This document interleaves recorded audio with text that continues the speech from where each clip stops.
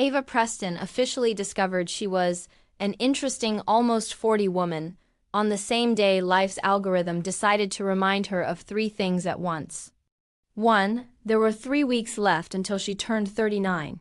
Right when Capricorn season started and everyone would come say things like, "You can really see the maturity in your eyes." 2. Her ex had just gotten engaged to a super spontaneous 26-year-old who did yoga on TikTok and was, of course, a Sagittarius. 3. The office had decided Christmas officially started on December 1st, with carols on loop and the smell of reheated coffee. Happy holidays. Urbanite, the receptionist sing-songed as she walked into the Urban Pulse newsroom. Ava shook the snow off her coat, readjusted her scarf, and took a deep breath. The building smelled like coffee, toner, and early onset end-of-year anxiety. Perfect. So the Christmas spirit smells like burnout. Her brown hair, pinned up in a makeshift bun, had gone staticky from the scarf. Her curvy body was trying to survive with dignity inside those black jeans, the same ones that totally don't squeeze. This much when I'm not wearing 2 thermal layers underneath. She dropped her bag on her desk. Between piles of old issues and a mug that said "World's Okayest Journalist," a gift from her best friend. The bottom of the mug looked like an unsolved crime. The office chat blinked on her laptop screen. She read, "My office. Bring brain and laptop. And Christmas." Ava typed a quick reply. Should I bring my soul too, or did I sign that over in 2015? The answer came fast. No drama, Preston. Okay, a little. It sells, Ava snorted, closed her laptop, tucked it under her arm, and crossed the newsroom. Christmas lights hung between cubicles. Stars, gold baubles, and an inflatable Santa that gave her the creeps. 38 years old, journalist, degree holding, Capricorn in preseason mode, and here I am dodging a giant Santa that looks like it escaped from a low-budget horror film. Mom, I made it. Dana, her editor, was waiting in the glass office, wearing an ugly reindeer sweater that probably cost more than Ava's rent. She smiled with that mix of fondness and shark eyes she used whenever something big or lethal was coming. Sit down, Preston. I've got a Christmas present for you. Is it edible? Ava asked, dropping into the chair. If it's not edible, I don't know if I'm emotionally ready. Better. It's content. Of course. What's more nourishing than another impossible assignment? Dana turned her screen toward her. On the Urban Pulse homepage, a red banner with white letters read, "Christmas Special. 24 days, 24 stories." I want you to do the flagship piece, Dana said, leaning on the desk. A series, something people can't stop reading. Okay. Ava frowned. What kind of can't stop reading? Inspirational, controversial, making queens cry? Clicky, Dana said, shameless, and shareable like the perfect holiday cookie recipe. I've been thinking, you already have your skeptical heart column, you know, the dating scene, the apps, the romantic disasters. Thanks, I guess, Ava muttered with a half-smile. Nice to know my love life counts as professional experience. Swatted the jab away like a fly. Here's the idea, an advent calendar but for dates. From the 1st to the 24th of December. Every day, one date. Every day, one little window on the calendar. A mini chronicle, honest, sarcastic, very you. Working title, 24 dates before Christmas, and a heart that doesn't believe in miracles. Ava stared at her, blinking. You want me to go out with 24 strangers in 24 days? Exactly. And write about it. Silence settled between them for a few seconds. Perfect. 24 strangers, one exhausted journalist, a liver tested by cocktails, and 0 time to wash my hair. What could possibly go wrong? Dana, Ava crossed her legs and leaned forward. Do you know how many bad decisions can be made in 24 dates? Have you seen my history? There's literally evidence on your server. That's why you're the one, Dana shrugged. No one writes about romantic disasters like you do. And this taps into everything trending right now. Romantic burnout, ghosting, dating apps, the generation that doesn't know if they want a relationship or a dog with Netflix. I already have a cat with Netflix, Ava said, for a second. A pang stabbed her chest at the thought of Romeo, her orange cat, who at that very moment was probably knocking ornaments off the cheap tree in her living room. Romeo. 1. Shiny baubles. 0. Dana plowed on. She opened a browser tab and showed her a parade of other outlets' headlines. Age gap trend. Why older women are dating younger men. MyLFS. Cougars and other terms even grandmas use now. Tinder. But flipped. Women take the lead. They're milking this, Dana said. And you can twist it. Not from the haha she's hooking up with a baby-faced guy angle, but your angle. Almost 40 woman curvy professional Capricorn in advanced mode, not doomed to die alone surrounded by houseplants, no matter what her mother thinks. Ava let out a laugh. My mom does take that for granted, actually. So does my astrologer. Even better. You're marketable. Dana grinned. Think of this. You can use the date calendar to explore that trend too. Drop the age range a bit. Play with the MILF idea, older woman, younger guy, without turning it into caricature. A little pop sociology, a little rom-com. That's you. Ava saw herself for a moment the way a reader would, an almost 40 woman, with curves and journalist dark circles fueled by coffee and deadlines, doing field work with 20-something guys who still said bro unironically. Great, one step away from someone writing a thesis. The fauna of the swipe, a study of a woman who just wanted to pay rent. What do I get out of it? She asked, more out of reflex than calculation. Dana clucked her tongue.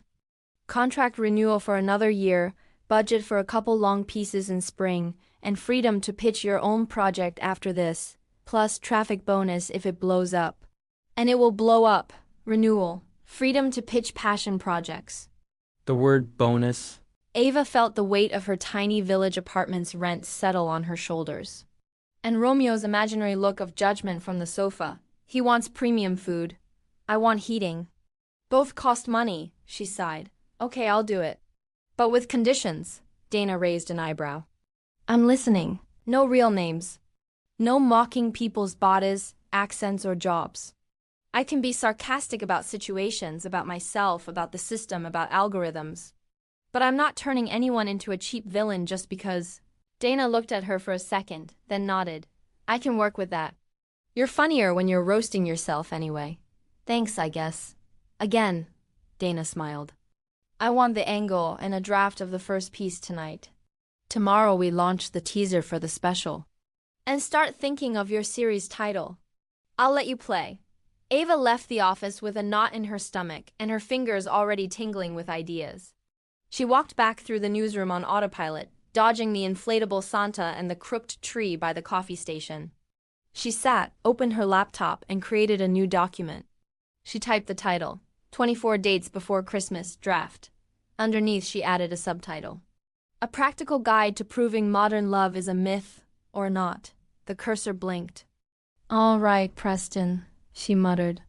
To the battlefield. She opened a new browser tab and started her speed research ritual. Age gap articles. Forums, Reddit threads, TikToks of girls talking about their younger boyfriends. She read a line from one of the posts out loud. I'm dating a guy 10 years younger and he's the first one who treats me like I'm a miracle, not a consolation prize. Something pricked at her skin. Cute. Give her a few years and we'll talk. She closed that tab and opened another.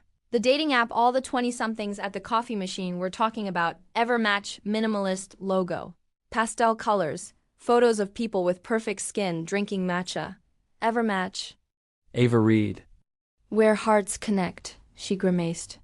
And then ghost each other, but that doesn't look as good in a tagline. She downloaded the app, not thinking too hard, and started signing up. Name, age, photos. She picked a couple, one where she wore a green dress, laughing with a drink in hand, her curves and cleavage gloriously unrepentant. Another more casual, in a chunky sweater with Romeo in the background perched on a shelf, looking like, I'm the actual owner of this place. Evermatch asked her to choose an age range. The little slider blinked, waiting. Her usual filter was 35 to 45. She looked at 35, then at 30, then at 27. It's for work. Work, Ava. Research. You're a responsible Capricorn making a sacrifice for journalism. You're not a creepy lady raiding recess to steal kids' snacks. Dragged the slider down to 27. Sorry, Mom, she muttered. You officially have a daughter who counts as a... what did they call it, MILF? In her mind, Romeo meowed disapprovingly. I just want more snacks, human. The rest is your problem. She saved the changes. The app vibrated with tiny digital confetti and a message popped up. Welcome to Evermatch, Ava. Open your calendar of connections before Christmas. Oh, fabulous, she said, rolling her eyes. Even the app gets the metaphor before I do. She started swiping. Gym guy, no. Snake around the neck guy, definitely no. Dude posing with a giant fish. Why are there always fish? She muttered. Every left swipe brought a weird mix of professional guilt and personal relief. After 10 minutes, she closed her laptop. Enough for today. Okay, game plan, she told herself, tucking everything into her bag. Tonight, Netflix, cheap wine, and a serious conversation with Romeo about my ethical boundaries. Tomorrow, start popping open the windows on the disaster calendar. She stood. From the newsroom window, Manhattan sparkled with Christmas lights and standstill traffic. Ava Preston, almost 39, Capricorn on countdown, skeptical journalist. Curvy woman with an orange cat named Romeo. Was about to go on 24 dates in 24 days. And she didn't know it yet, but one of those Windows number 7 wasn't just going to be good content. It was going to be the crack where, once again, the possibility of a miracle slipped in. December 1st dawned with a thin layer of snow on the windowsill and Romeo sitting on Ava's phone like an orange bodyguard determined to block any questionable decisions. Move, drama cat, she muttered, gently scooping him up. Some of us have bills to pay. Romeo allowed himself to be moved, but gave her that mix of disdain and concern only a cat deeply invested in his human's love life could manage. Live. Translation from Feeling. You're not bringing another disaster into this house, right? Ava grabbed her phone, opened Evermatch, and saw the little red badge in the corner of the app. 7 new matches. Okay, universe. Starting strong. While the coffee burbled in the mocha pot, she sat at the kitchen table in a gray robe and thick reindeer socks. The cheap tree she'd put up in the corner looked like it had survived a small war. Romeo, sprawled underneath, was playing with a string of lights as if it were his mortal enemy. She opened her chat with Dana. She typed, Day 1 of the horror calendar. I have 7 matches. Send luck or a lawyer, Dana replied almost instantly. Pics. I want pics, Ava typed, smiling crookily. This is not The Bachelor, it's journalism. The answer came right away. Your journalism works better with screenshots, Ava snorted, but couldn't keep from smiling. She started scrolling through the profiles. The first, Jared, 33, fitness entrepreneur. 6 gym photos and a bio that said, Work hard, play hard. Sagittarius. Pass, she whispered, swiping left without remorse. Another Sagittarius. Absolutely not. No matter how bicep why. The second, Ethan, 29, crypto investment coach. 3 pinned stories about financial freedom, and an embedded motivational video. Left, decided Ava. I've had enough volatility in my life. The third, Liam, 28, dog lover, park photos, friendly smile, Capricorn. Look, a fellow Cap, she murmured. Too organized, guaranteed. I don't need another version of me telling me to save money. She kept swiping, laughing and micro-sighing until she landed on a profile that made her pause. Mark, 27. The first photo showed him laughing in a navy sweater and scarf, dark hair slightly mussed and a jaw that looked like it had been sketched by a superhero movie casting director. In another, he was holding a fluffy white ball of fur with diva energy, a Pomeranian with a little red bow on her head. The third was a medium shot of him in a kitchen, flour on his t-shirt and what looked like a mixing bowl of cookie dough. He was smiling at the camera like he'd just caught someone staring too long. Great, the universe sends me an American Henry Cavill, but with influencer dog. Where were these specimens when I was 20 with unplucked eyebrows? Ava leaned a little closer to the screen. Okay, Mark, let's see. She read the bio. 27. Split my time between the city and a small town. I make good hot chocolate and decent cookies, trying to be a reasonable person. The white fuzzball in the pic is Glitter, the real boss. Got talked into this by my mom and someone else's mom. Long story. Mom's involved, she murmured, and a dog named Glitter. This is either going to be extremely wholesome or extremely weird. On her way past the hallway mirror, she glanced at herself. Slightly messy brown hair, dark eyes still puffy from sleep, curves wrapped in cotton. When she actually made an effort, her cheekbones popped and her strong mouth gave her a bit of old Hollywood femme fatale. More than once someone had told her she looked a little like Ava Gardner. Ava Gardner, Curvy edition, she told her reflection, lifting one brow. Limited series with stretch marks and under-eye bags. They clearly miscast this movie. The idea of being in the same physical space as an American Henry Cavill made her laugh out loud. Relax, Preston. This is work. You're not going to fall for a square-jawed avatar. She tapped the sign icon. Leo. Well, she sighed. Better than Sagittarius. Worse than a chill Taurus. Nobody's perfect. Evermatch flashed a tiny snowflake button. Send festive opening line. Don't you dare, she muttered, grimacing. I'm not asking a stranger what's your favorite Christmas song. I still have some dignity, but she did swipe right. The screen exploded in virtual confetti. It's a match. Romeo jumped at the sound and kicked a silver bauble clear off the tree. Relax, Rome, said Ava, scratching his head. It's just a match, not your new stepdad. She decided to let it sit. She still had 23 days left and plenty more profiles to vet. And, more urgently, she had a first date that night. The first match she actually converted into a date was named Noah and seemed like the safest option to start with. 34. Graphic designer, coffee lover, Virgo. With a reasonably ironic bio, they met at a coffee shop in Brooklyn that served lattes with reindeer foam art. So you're doing an advent calendar of dates, he said, after 10 minutes of polite small talk and 2 sips of coffee. Sounds intense. Ava blinked. How do you know that? You put it in your bio, Noah said, smiling. Journalist on a Christmas assignment. 24 dates before Christmas. No miracles guaranteed, but there will be material. Perfect. First sign I updated my bio without double-checking it. Classic behavior for a future responsible Capricorn. Oh, that. Ava toyed with her cup. Yeah, it's for a holiday special at the magazine. Are you going to write about me? He asked, leaning in. He said it with a half-smile. He didn't seem bothered, more intrigued. Only if you do something truly fascinating, she answered. Like confess you collect dentures or you think the earth is flat. He laughed, relaxing. I'm afraid I'm pretty boring. But I could fake being a flat earther if that would get you a strong closing paragraph. The date was fine. They talked about shows, work, how expensive the city was. He asked about the article twice, with more analytical curiosity than morbid interest. When they said goodbye, they brushed cheeks in a somewhat clumsy gesture. I hope your other 23 dates go well, Noah said. And good luck with the horoscope thing. If another Sagittarius shows up, I'm running, Ava admitted. I'll note that down. Virgo approves of your criteria. On her way home, she mentally drafted the chronicle. Window 1. A kind Virgo who doesn't believe in miracles but does believe in properly brewed coffee. Spoiler, no fireworks. Just a decent conversation and the reminder that sometimes ordinary is newsworthy too. The next few dates were not as smooth.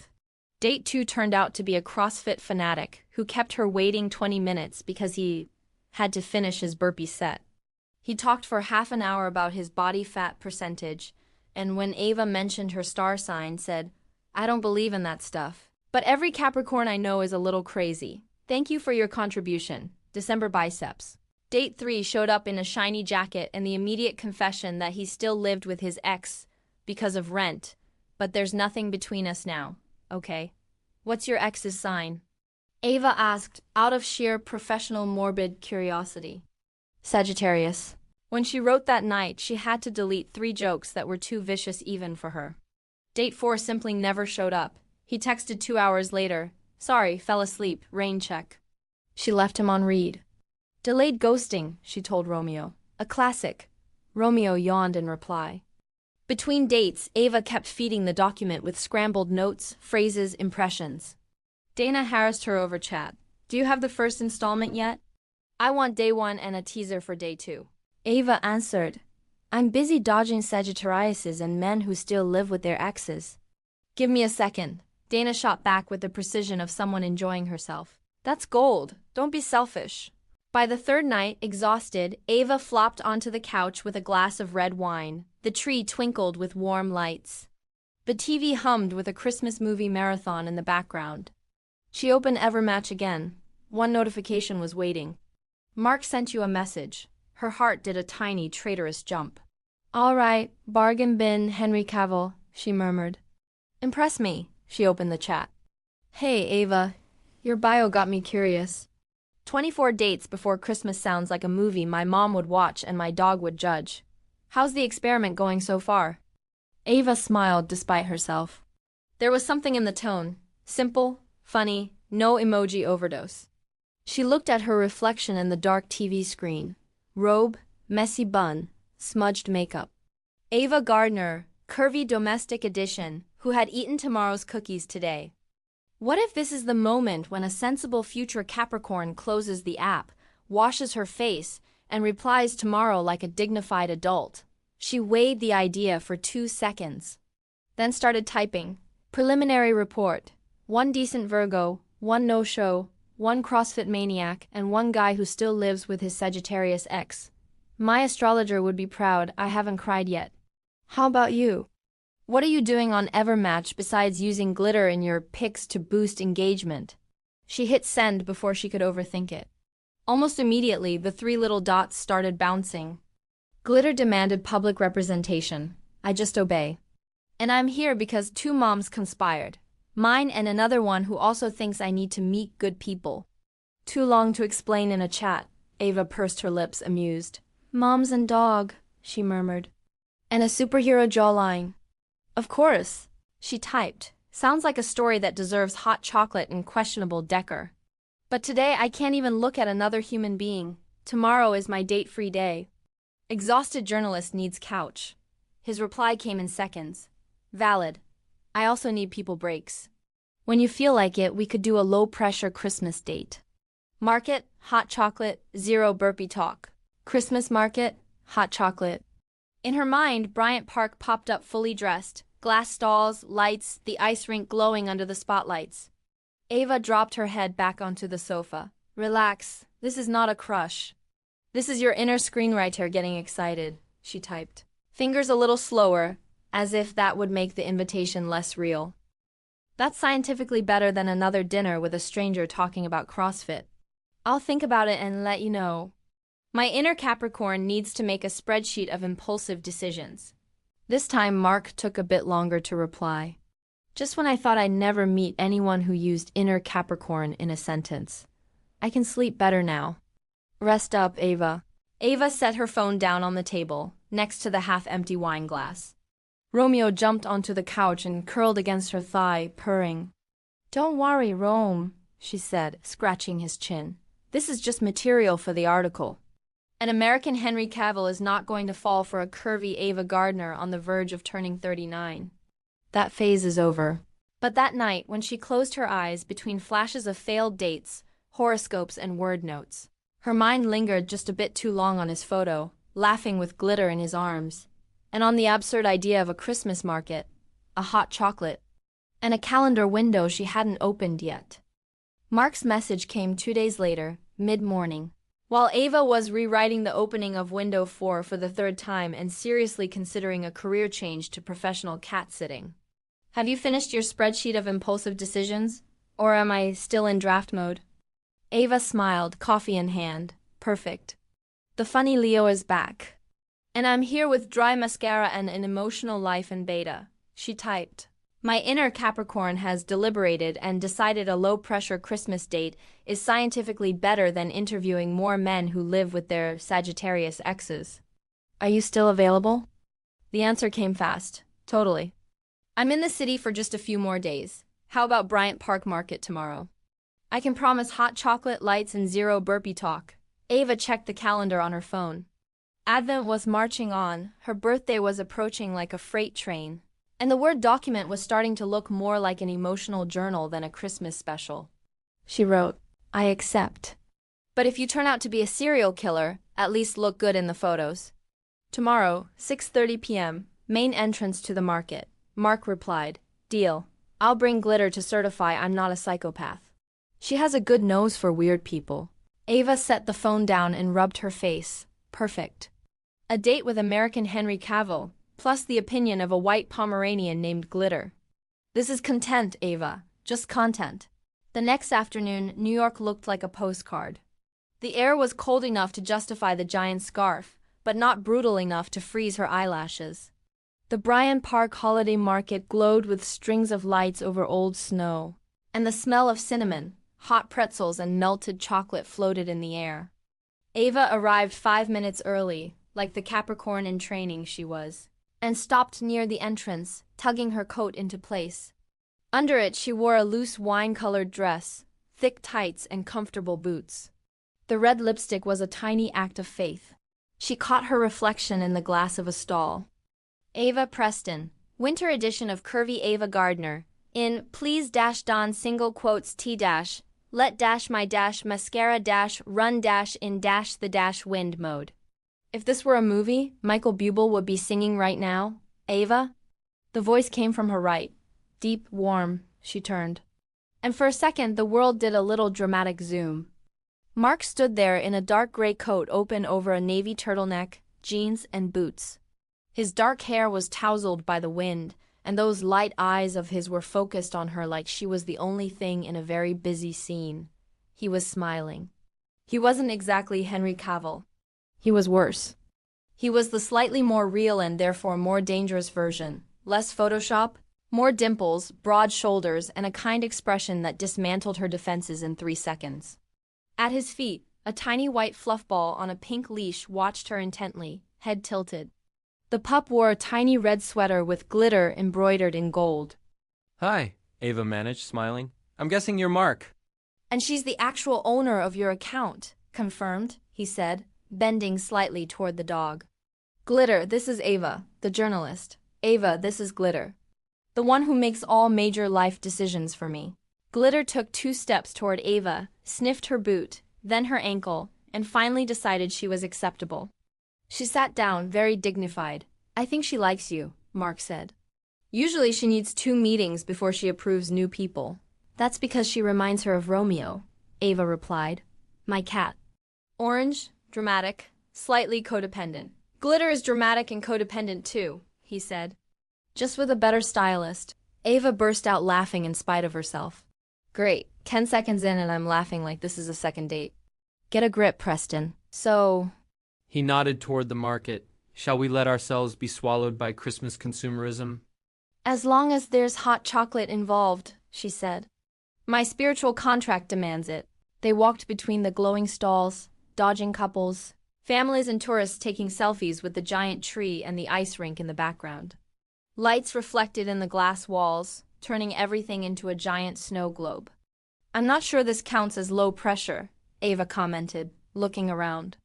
I feel like if we hold hands, somewhere in the world an old lady is going to edit a compilation video with carols. I promise not to put you in a TikTok montage without your consent, Mark said. At most, I'll ask your opinion on tacky ornaments. They stopped in front of a stall selling customized glass baubles. Mark pointed to one shaped like a pink frosted donut. This one is very me, he said. I just haven't decided if that's good or bad. That says you have sugar issues, Ava replied. And that you probably don't respect cookie boundaries. Guilty, he admitted. What about you? He reached for another bauble, shaped like an old typewriter. This is so you, Ava looked at it. Too literal, I'm more like... She scanned the stall and pointed at a shiny red ball with a chubby painted cat in the center. That one. The cat pretending to hate Christmas but secretly loving lying under the tree. Glitter says she agrees, Mark said. And that Romeo and she should meet. Romeo doesn't approve of intruders, Ava warned.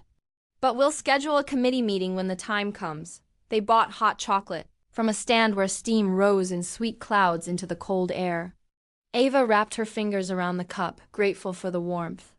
So, Mark said, looking at her over the rim of his cup, how's the experiment going? How many windows have you opened? Ava tensed slightly. Of course, the article. This isn't a normal date. This is research, field work, material, and he knows it. I put it in my damn bio. She did the mental math, 5 dates. 4, if we don't count the guy who fell asleep and told me 2 hours later. Mark winced in sympathy. Ouch. Yeah, she took a sip. There was a lovely Virgo, 0 sparks, one CrossFit zealot, one guy who lives with his Sagittarius ex, and one who spent half the date explaining why horoscopes are stupid. And you? Mark asked, genuinely curious. What sign are you? Capricorn on countdown, she said. I turned 39 right after Christmas. That explains why you were here 5 minutes early. He smiled. I'm a Leo. A quiet one. No unnecessary roaring. We'll see, Ava said. My history with fire signs and Sagittariuses is complicated. I don't trust anyone who says, I don't know what I want, but I want it right now. I promise never to say that sentence, Mark replied. I'm exhausted just hearing it. They walked slowly, unhurried, letting Glitter set the pace with her tiny paws on the snow. And you? Ava asked. Besides being Glitter's official representative and the victim of 2 conspiring mothers, what do you do when you're not enduring Christmas markets with cynical journalists? Mark smiled with that mix of shyness and steadiness Ava was already mentally labeling as dangerous. I work with my family, he said. We have a small business that's kind of a mix of bread, coffee, and too many Christmas decorations. I split my time between the city and a town up north, Snowbridge Falls. I'm here these days for supplier stuff. And because both moms decided it was time to open my heart to the universe. Direct quote. Snowbridge Falls. It sounded exactly like the kind of town where Christmas never ended. That sounds very Hallmark, Ava said. I'm a little concerned. Trust me too, he laughed. But at least the coffee's good. They fell quiet for a moment as they walked. The market noise filled the spaces. Laughter, music, the distant jingle of some carol. And you? Mark asked. Besides interviewing questionable men for an article, what made you want to write about love if you don't really believe in it? Ava shrugged. What made you? Good question. The Sagittarius ex? The years of collecting open endings? The professional need to understand why people keep signing up for this. It's a great content source, she said. And I guess it's more fun to write about the disasters than live them. It's my way of controlling something I don't control at all in real life. Mark nodded slowly. Makes sense. Their eyes met for a second too long. Ava felt a tiny flutter in her stomach, that treacherous sensation she hadn't felt in ages. Alert system, do not confuse this with anything important. This is research. You are an observer participant. Heavy on the observer, Mark looked down at Glitter, then back up at her. I have an indecent proposal, he said. Sounds promising. It's really not, he warned, rubbing the back of his neck, suddenly a bit nervous. Have you ever been to Serendipity? Ava blinked. The cafe from that movie, the corniest place in Manhattan? She said. I've lived here 15 years and I've always dodged the line. It's one of my favorite movies, he admitted, completely unashamed. I watched it as a kid with my mom and then with... Well, that's another story for another day. I've always wanted to recreate at least the hot chocolate part and the ridiculous romantic vibes. Ava gave him a look, bemused. Are you suggesting we go to Serendipity after this to recreate your favorite rom-com? I'm suggesting, Mark said, that since both our mothers think the universe sends signs, we might as well give the universe some premium content. Christmas market, over-the-top hot chocolate at Serendipity. If it goes badly, you'll have a great Windows 7 for your article. If it goes well, you'll have to admit miracles exist. Ava's first instinct was to say no. It was late, she needed to write. Her inner Capricorn needed 8 hours of sleep. But something in the unself-conscious way he said it, in the total lack of defensive irony, hit a nerve she thought had rusted. Great. Another man who believes in the universe. At least this one bakes cookies and lets his dog wear her name in gold. Okay, she said, after a long sip of chocolate. Let's go to Serendipity. But if there's an hour-long line, I'm absolutely writing about it. Deal, he grinned. Of course, the line was long. The cafe glowed with lights, as if someone had decided subtlety wasn't a Christmas value. Through the windows, Ava could see small tables. Impossible desserts and couples clinging to their cups like Coco was holding the relationship together. They waited outside. Shoulder to shoulder, Glitter curled up inside the padded bag he wore crossbody. I can't believe I'm doing this, Ava muttered, burying her face into her scarf. If word gets out I came to Serendipity in peak season, I'll lose all my credibility as a professional cynic. We can say it was a kidnapping, Mark offered. A suspiciously square-jawed man forced me to eat a giant dessert. Yep, that sounds realistic. Inside, the warmth wrapped around them immediately. Serendipity was exactly what Ava had imagined. Over the top, shiny with hanging lamps, mirrors, and a layered soundtrack of conversations over the smell of burnt sugar. They were shown to a small table. Mark set Glitter's bag on the seat beside him. She poked her nose out, sniffed the air, and approved of the sugar content. "What should we order?" he asked, grabbing the menu. "Whatever comes out in your movie," Ava said. "You're the director tonight. That's a lot of power," he joked. "But I'll accept it." They ordered the famous frozen hot chocolate and a ludicrously large dessert to share. While they waited, the hum of the cafe turned into a comfortable background noise. "So," Mark said, forearms resting on the table, "are you going to write about me?" "Just so I know if I should try extra hard to be clever." Ava held his gaze. "I don't know yet," she admitted. "I have rules. No exposing people, no mocking someone's life. But I also have to be honest in the article. The best parts so far are the ones where I write about how I feel. About how surprised I am that I'm still trying at all." Mark nodded slowly. "Knowing you might write about me doesn't bother me as much as thinking that.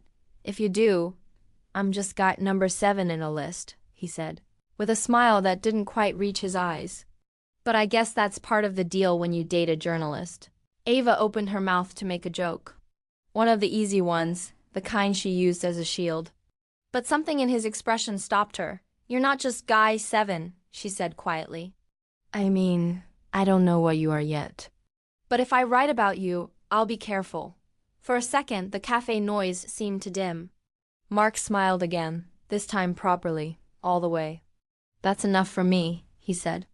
The waiter arrived with the chocolate and dessert, saving Ava from her own sincerity. The mug was enormous, topped with whipped cream and chocolate shavings. The dessert looked like a sugar accident. "If I eat all of this," she muttered, "you'll have to wheel me home." "I'm strong," Mark joked. "And Glitter knows how to dial 911. They shared the dessert between laughs, dodging each other's spoons, brushing fingers now and then. Each brush was a tiny spark Ava pretended not to notice. This is not a movie. This is not a movie. This is not... Later, when they stepped out of Serendipity and the cold air hit their flushed faces, Mark casually adjusted one end of her scarf around her neck. His fingers grazed the skin that wasn't covered. Something shifted, very slowly, inside her. It wasn't a lightning bolt. It was a fracture line. "Thanks for all this," she said, trying to find her light tone again. "The market, the obscene chocolate, the serendipity experience. I'll have to confess this in therapy. Thanks for coming," he said. "And for not running when I admitted I love rom-coms. I haven't decided if that's a red flag or a green flag yet," Ava replied. He laughed. "Give me a second date to convince you." The word second hit her harder than expected. Ava felt her inner Capricorn open an imaginary spreadsheet with pros and cons, while another part of her, the one that looked like Ava Gardner leaning on a piano, just wanted to say yes. "I'll think about it," she said, smiling. "I have an advent calendar to finish, remember?" "I have a calendar too," Mark said. "But honestly, if I could choose, I'd just replay Windows 7. He fell silent, as if he'd only just realized what he'd said. Ava's heart did a tiny, stupid jump. "Good night, Mark," she said eventually. He walked her to the subway entrance. Glitter, peeking out of the bag, watched her with bright, dark eyes. "Good night, Ava," he said. She headed down the stairs, feeling the cafe's warmth still on her skin mixed with the street's chill and the echo of a laugh that wasn't hers. On the subway home, surrounded by coats and shopping bags, she opened the Notes app on her phone. She typed, "Windows 7, not open yet. But I can already see the outline behind the cardboard. A Leo with a superhero jawline, a dog named Glitter, and a heart that, against all odds, seems to believe in serendipity." She closed her eyes for a moment. "Relax, Preston. He's just a guy, it's just a date, it's just..." The first time in a long while that the word miracle doesn't sound completely ridiculous. The day Dana used the word travel, a little too cheerfully, Ava knew things were getting out of hand.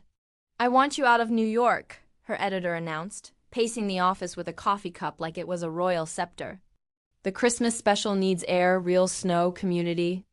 It can't all be men who still live with their exes in Brooklyn. That sounds dangerously reasonable, Ava said, sunk into the chair. What are you thinking? A spiritual retreat with my worst dates. I have a better idea. Dana spun her tablet around. Endless clips of snowy small towns. Christmas markets, couples with steaming mugs. Find someone who will take you to one of these places. Market, bakery that smells like cinnamon, nosy older ladies. I want a special window. Something like, the city girl visits real Christmas.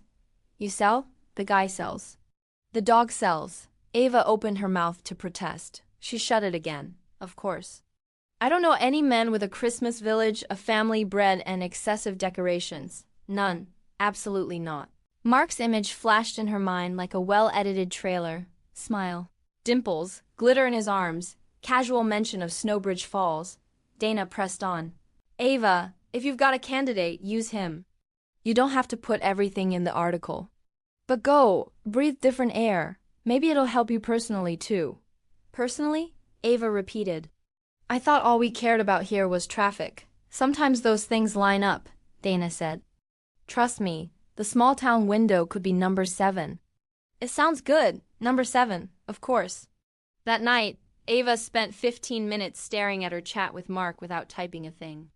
Romeo watched her from the back of the couch like an expensive therapist. I'm not going to ask him to invite me to his town, she said out loud. I'm a serious journalist, not a made-for-TV movie heroine. Romeo blinked slowly, unimpressed. Live feline translation. Do what you want, but don't move my litter box. In the end, she sent something much worse. Dana wants me to do a window outside the city. Something like the cynical journalist visits real Christmas. I'm considering hopping on a random bus to Pennsylvania and disappearing. The reply came quickly. Or you could pick the less risky option, come to Snowbridge Falls. Good bread. Lights. Drinkable coffee and grandmas who will assume we're dating even if you tell them 10 times we're not. Part of the package. Ava read it 3 times, then wrote, Are you inviting me to your town? Yes, I'm driving into the city tomorrow for supplies. You could come with, spend the day, see the festival, and I'll drive you back. Glitter insists on co-hosting. Ava looked at Romeo. This is a bad idea, she whispered. So bad it almost looks like a good one. She typed. Okay, I'll go, but only for work. If a grandma tries to marry us off, I will write about it.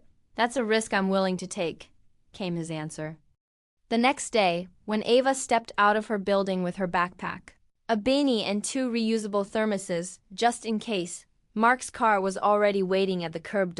It was a gray pickup with a little snow on the windshield and a bumper sticker that said, Support local coffee. Mark climbed out of the driver's seat. Smiling, scarf wrapped around his neck, hair slightly damp like he had wrestled with the shower minutes before.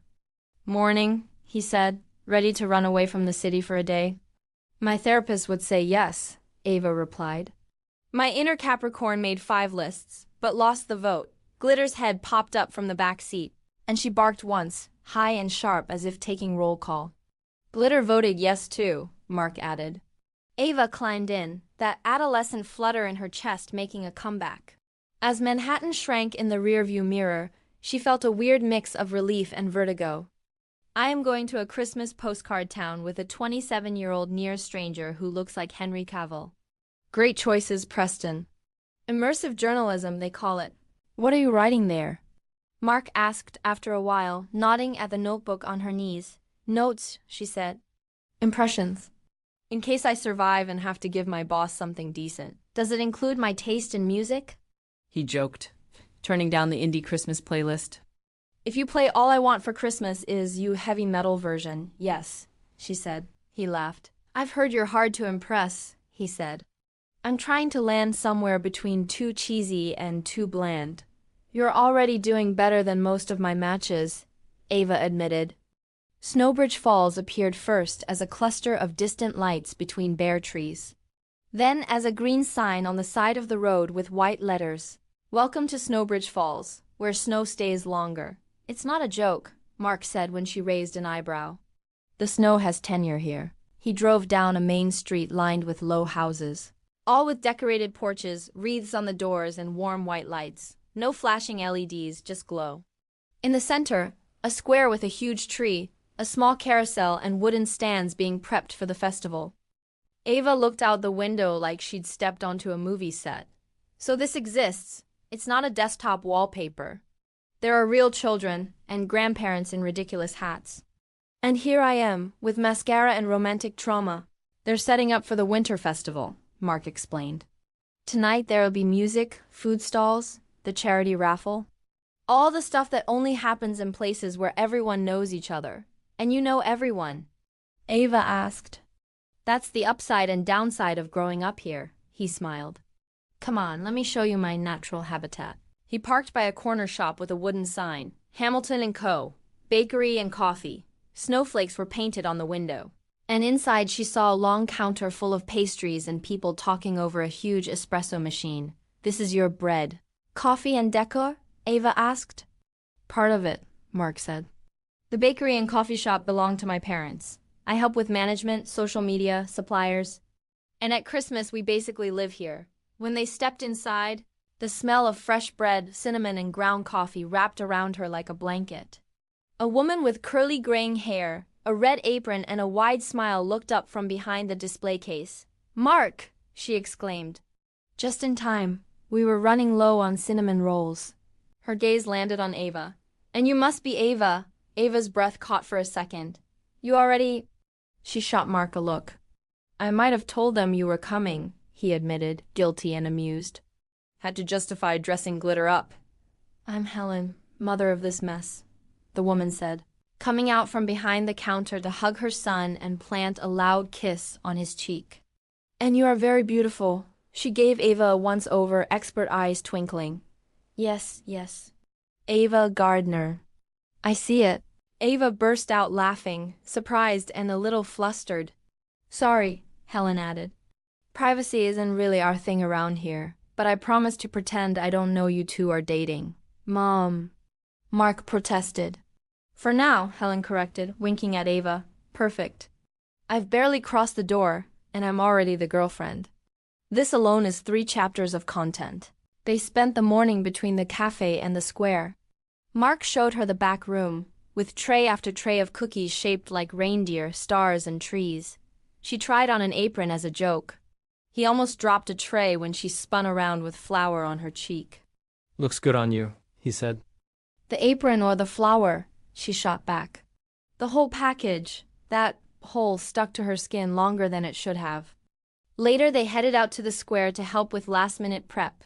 Ava found herself tying red bows to the carousel fence while listening to 2 older ladies argue over whose punch recipe was better.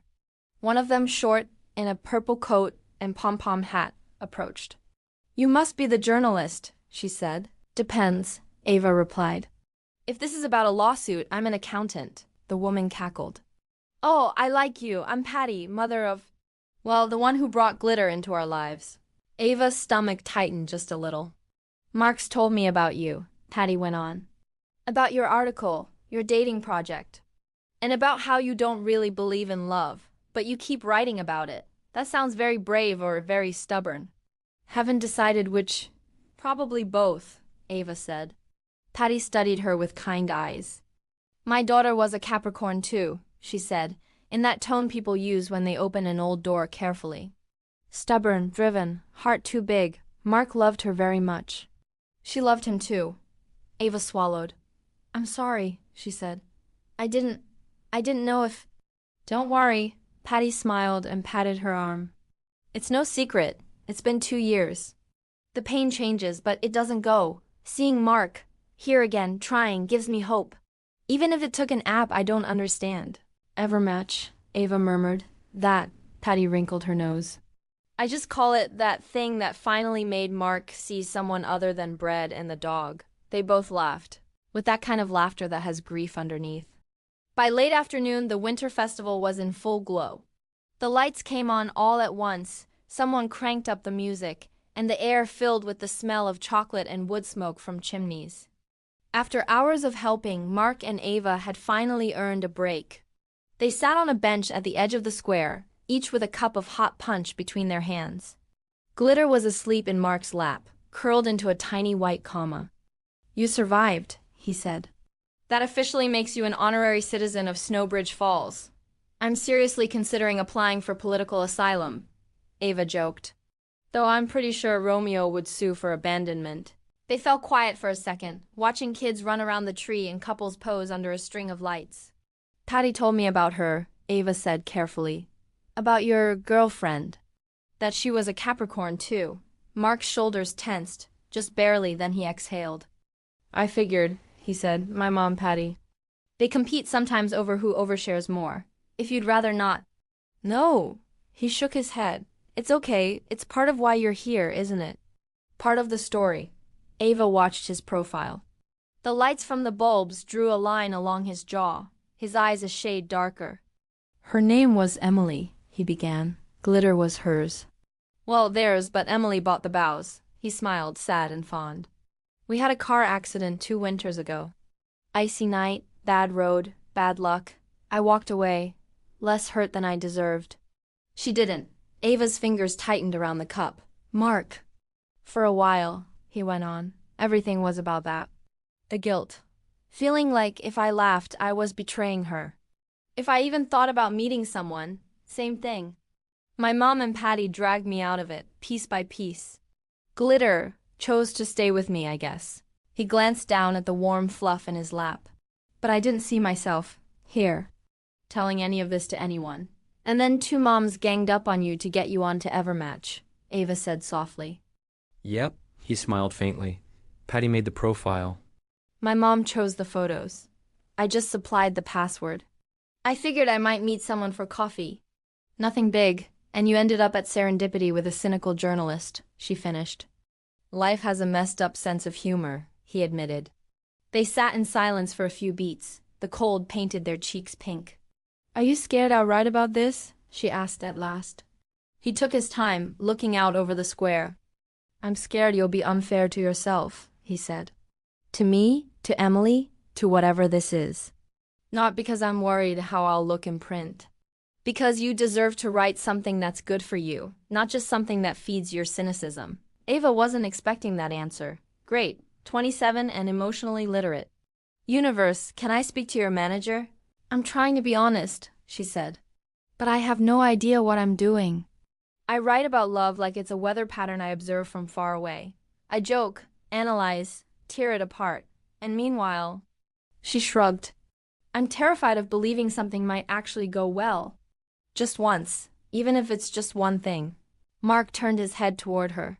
"Are you more afraid it'll go wrong, or that it'll go right?" He asked. "Depends on the day," Ava admitted. "Today," she met his eyes. "Right now, I'm more afraid it'll go right." The silence that followed didn't feel heavy. It felt full of shared breath, distant music, clinking cups.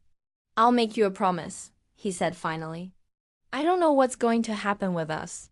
I'm not going to promise you a movie ending. But if you decide to write about me, about this, I want you to do it because you choose to. Not because your boss needs it, not because you feel you have to justify these dates. And if you decide not to write it, that's okay too. That's very unhelpful for my anxious Capricorn brain," she tried to joke. "I know, but it's the only thing that doesn't sound like a lie," he said. She laughed softly. Her heart was inching dangerously close to a ledge. The music shifted to a slow ballad. Some couples started to sway in the center of the square, crunching snow under their boots. "Dance with me?" Mark asked.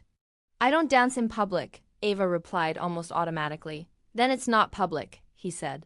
"Statistically, you'll never see most of these people again." She looked at him. "Part of me wants to say no on principle. The other part just wants to know what it feels like to dance with an American Henry Cavill in a town square full of lights. Guess who's winning tonight?" She set her cup on the bench, stood and took his hand. He led her to a quieter corner of the square. Glitter, dazed but loyal, ended up in Helen's arms, Helen appearing like a fairy godmother in an apron, offering to hold her for a bit. "Just let me lead," Mark murmured, one hand at her waist, the other lacing their fingers together, the music wrapped around them. Ava felt the warmth of his palm through her coat, the gentle but steady pressure of his hand. "You're not a bad dancer," she said. Perks of having a mother who thinks everything is solved by community classes, he answered. They turned in small circles.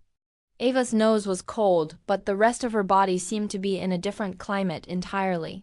At one point, Mark lowered his head. Their foreheads almost touched. "Ava," he whispered. She looked up. No more words were necessary. The kiss started softly, like a question, and grew more certain in a matter of seconds. His lips were warm despite the cold tasting of punch and something else. Heat surged through her from her stomach to her fingertips.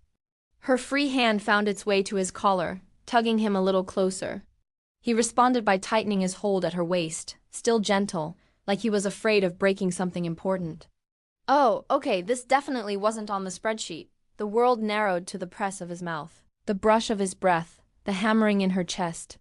For a moment, the music vanished, the lights blurred. When they broke apart, just enough to breathe.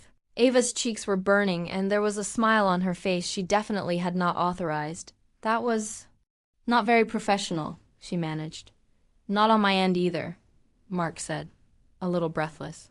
But statistically necessary. They both laughed, foreheads resting together for a second like they needed the contact to keep the ground from shifting.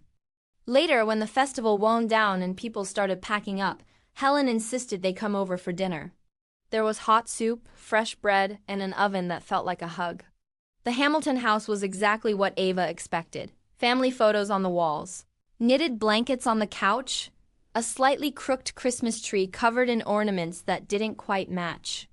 They ate, the four of them, Helen, Mark, Patty, who had just happened to stop by, and Ava. They talked about small things, recipes, town stories, childhood mishaps of Mark's that Helen recounted without mercy. For the first time in a long time, Ava felt strangely at home. This isn't real, she reminded herself quietly. It's a Christmas bracket, a calendar window. Then you'll go back to your apartment, your cat, your Word doc. Don't buy into it too much. After dinner, when Patty left and Helen disappeared into the kitchen with glitter in her arms and a "don't worry about anything, I'll clean up," they found themselves alone in the living room, standing in front of the tree.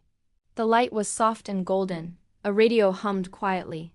"Thank you for bringing me," Ava said, fiddling with a branch. "It's been more than I expected. Thank you for coming," Mark said. Not many people sign up for the small town plus moms plus dog package on the first field trip. They looked at each other, and the silence that settled wasn't awkward. It was full of possibilities. Mark took a step closer. "If at any point you want me to stop," he said softly, "just say so. Okay?" A warm knot caught in her throat. "Okay," she whispered. He kissed her again, this time without an audience, without a forced soundtrack. The kiss deepened, grew more urgent, like the whole day had been a carefully staged prologue. Ava's hands slid up to his neck, his hair. His hands traced the curve of her back through her sweater, mapping her like a geography he actually wanted to learn. Her body reacted faster than her head. That intense tingling, the spreading heat, the ancient rightness of skin against skin. "Let's go upstairs," he murmured, forehead resting against hers. "My room's up there, but only if you want that." "Only if this is your choice too, not the articles." Ava looked at him. Choice, magic word. I could say no, and the kiss would still be perfect. I could say yes and let the fade to black write itself. What do I want for once? She felt the familiar fear rising and something stronger, desire, curiosity, the urge to let her guard down a little. "I do," she said clearly. He nodded, like that answer was a gift he hadn't counted on. Going up the stairs was a blur of laughter and brushing hands. Mark's room was simple: big bed, bookshelf, a guitar resting against the wall, a window overlooking the still glowing square. Ava barely registered the details. Just the way he looked at her, like time had shifted tempo. They kissed again and again. Layers of clothing turned into background noise, zippers, buttons, fabric sliding away. There was no rush. Every gesture came with a look, an unspoken, "Is this okay?" that didn't need words. The outside world shrank until it fell away. All that was left were warm hands, skin finding skin without hurry or fear, shared heartbeat, sighs breaking the silence. Much later, the snow would still be falling outside. Inside, the only constant would be Ava's body relaxing against Mark's, her breathing gradually slowing, and the quiet hum of the heating system blending with the echo of something she didn't yet dare to name. She woke in the early hours, wrapped in warmth, blue light from the snow filtering through the window. Mark slept beside her, one arm draped over her waist, his forehead tucked against her hair. He looked even younger like this, all his features softened. Ava watched him for a while, in silence. "You've crossed a line, Preston. And it's not the Metro North line. You've mixed work, skin, and something that looks suspiciously like hope." She could already see the conversation with Dana, the blinking cursor in the document, the temptation to turn all of this into gorgeously written paragraphs. She closed her eyes.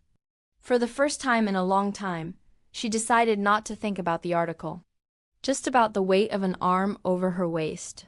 The feeling of belonging for one night in a place where the lights stayed on even if she turned down her armor. Tomorrow, Window 7 would get words. But that night, finally, there was only silence, snow. And the possibility that the miracle wasn't a grand cinematic moment at all, but this small act of faith, staying. The Monday after the trip to Snowbridge Falls, Manhattan felt louder than ever. Ava crossed the newsroom with the odd sensation of having come back from another planet. The harsh office lights were like hospital fluorescents compared to the golden glow of the Hamilton bakery. The smell of toner and burnt coffee didn't stand a chance against her memory of cinnamon and fresh bread. Great. On top of cynicism, I now have rural nostalgia. Next step, buy rain boots and learn sourdough. She collapsed into her chair, turned on her computer and opened the file she'd been avoiding since she got back. 24 dates before Christmas draft. Windows 1, 2, 3, 4, and 5 were already somewhat polished. Kind Virgo, no-show, CrossFit guy, shared ex, treacherous horoscopes. Windows 7 was still just a block of loose notes and disconnected sentences. Bryant Park, American Henry Cavill, glitter. Serendipity.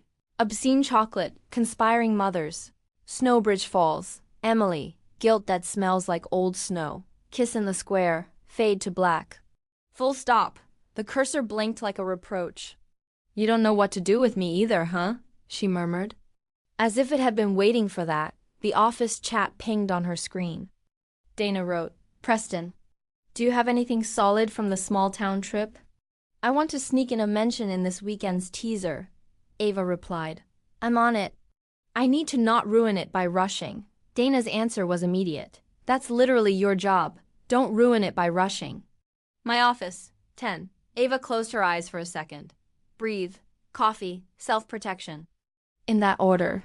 10 minutes later, she was back in the glass office, clutching her world's okayest journalist, mug like a shield. "I want the town in the teaser," Dana said, no preamble. "Bryant Park and CrossFit guy are fine, but we need an arc, not just a string of anecdotes. City, small town, clash of worlds. You sell. The guy sells. The dog sells. The dog," Ava corrected automatically. "Glitter's a girl." "Right, the dog," Dana said, tapping something on her tablet. "I've read your notes. Snowbridge Falls is gold, grief, moms, dancing under fairy lights. Why haven't you developed it?" Ava swallowed. "Because it's not that simple," she said. "It's not just another date, not one more quirky match. And I don't want to use it like it is." Dana peered at her over her glasses. "Which is precisely why it's interesting. It's interesting for us," Ava shot back. "For me, for him, for that town." "I don't know if I want it to be interesting for my readers yet." "Ava," Dana propped her elbows on the desk. "Let's be straight.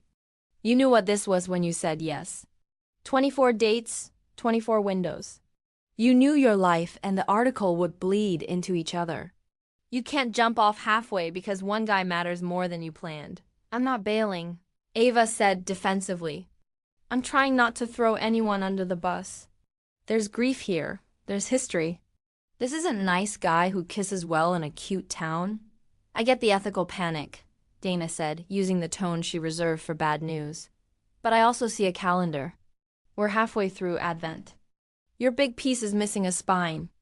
And the reality is, readers smell it when something's real. That trip, that guy. That's real. I need you to use it. Change names. Disguise the town if you have to. But I need it in there." Ava tightened her grip on the mug. "What if he doesn't want that?" she asked. "What if he feels used? I haven't told him everything. He knows about the article, sure. He knows about the calendar. But he doesn't know how I'm writing it, or that you want him to be Windows 7. The big one. Dana watched her quietly for a moment. Then tell him, she said at last, before anything goes live.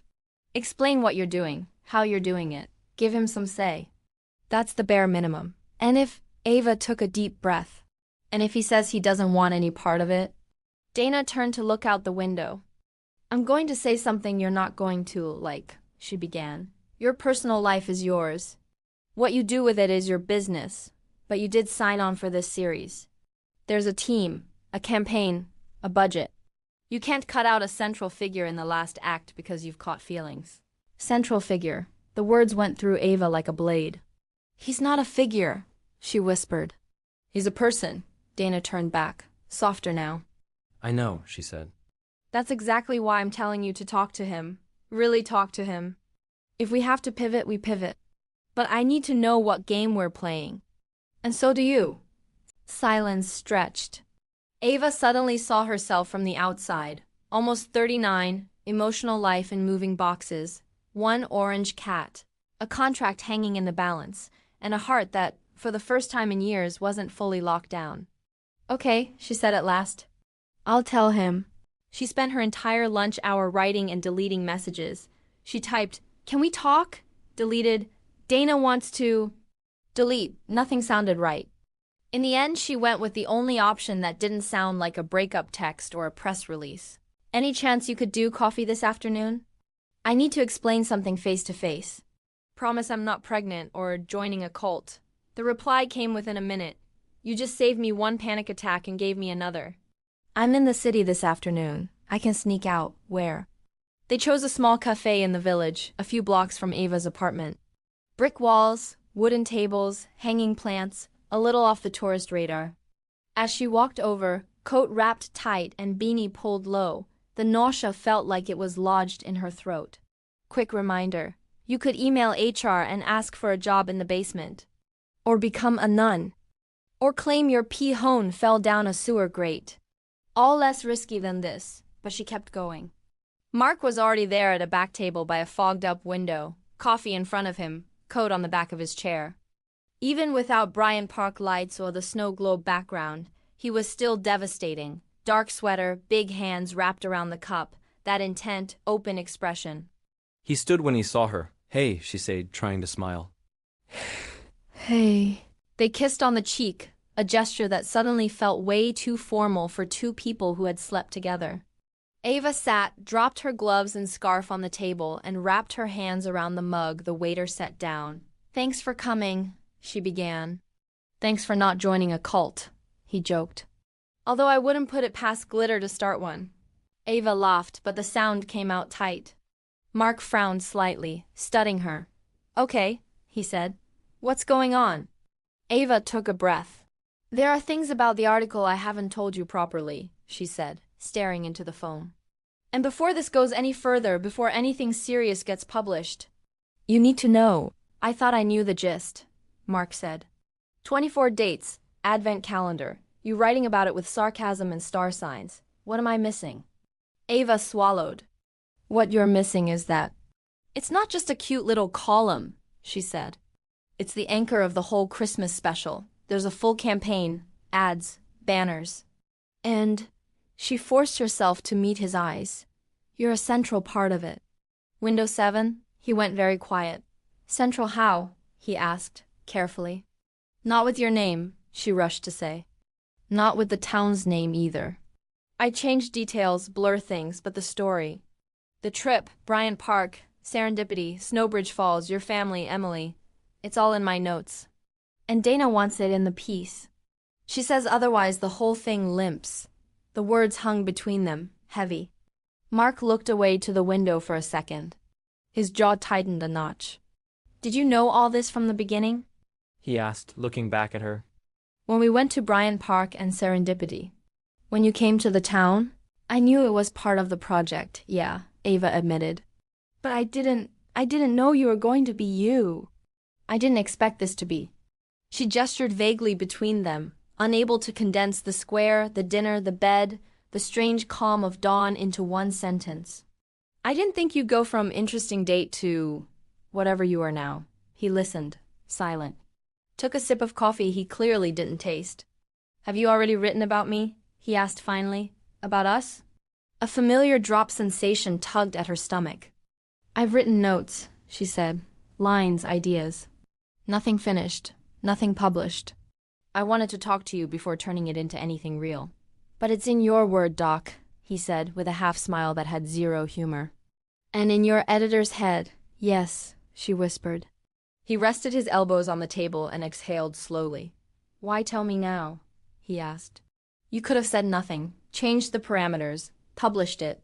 I probably wouldn't even read it. I don't exactly binge dating content. Because I don't want that, Ava said, more firmly. After Snowbridge, after what you told me, what we did, I can't pretend you're just anonymous material. And because, she inhaled, because I feel something for you. Even if I hate saying it out loud. There it was. The forbiddance word dropped between mugs and crumbs. Mark held her gaze for a long moment. I feel things for you too, he said at last. And that's exactly why this hurts hearing it like I'm a character in your story. The blow landed clean. Ava absorbed it with a reflex half-smile. You're not a character, she tried to insist. That's why I'm sitting here. That's why I'm giving you the chance to say, no, I don't want you to write about this. And if I say no? He asked, not looking away. Do you walk away from the article? She froze. The question hung there like a badly strung set of fairy lights. I can't just walk, she said at last. This is my job, my contract, my renewal, my life. It's not that simple. So basically, Mark said, I get a say, but not a vote. It's not. Ava ran a hand through her hair, frustrated. It's not black and white, Mark. I can trim things, change angles, protect you. I can make it more about me, about how this is shaking me up. But I do have to deliver something. And you're already woven in. You realize that, in your head, this was always a project, he said.